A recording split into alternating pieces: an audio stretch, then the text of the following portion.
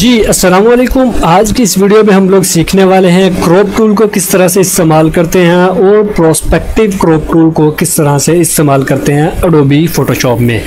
तो यहाँ से हम जाएंगे अपने क्रॉप टूल पर और जैसे ही आप यहाँ पर जाएंगे तो वो आपको थोड़ी सी गाइडेंस देगा, लेकिन हमने गाइडेंस नहीं लेनी क्योंकि मैं आपको दे रहा हूँ, तो आपने क्रॉप टूल को लेना है। जैसे ही आप क्रॉप टूल के ऊपर क्लिक करेंगे तो आपके पास साइडों पर कुछ इस तरह का जो है ना सैम्पल्स आने शुरू हो जाएंगे। इसका मतलब है अब आप क्रॉप कर सकते हैं। क्रॉप का फंक्शन क्या है, इससे आप ऐसे करें, जो एरिया आपको चाहिए उसे आप क्रॉप करें और यहाँ से इंटर प्रेस कर दें। ये देखें जी, इतना सा काम है क्रॉप टूल का।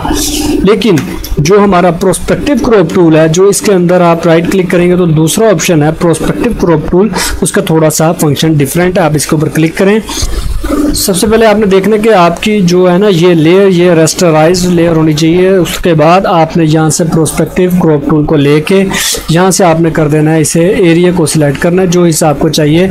मतलब कि मुझे ये चाहिए सिर्फ डाउनलोडर का लफ्ज़। अब ये है टेढ़ा, लेकिन जब हम प्रोस्पेक्टिव टूल में लेंगे इसे तो आसान हो जाएगा। इसे हम इस तरह से लेते हैं, ठीक है जी, और यहाँ से हम इसे इस तरह से लेते हैं और उसके बाद आप लोग इसे इस तरह से यूज़ कर सकते हैं।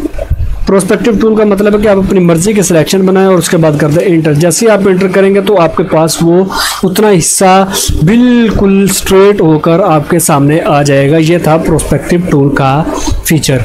ये बहुत ज़बरदस्त है, आपके मतलब के क्रॉपिंग के अंदर बहुत ज़्यादा काम आता है।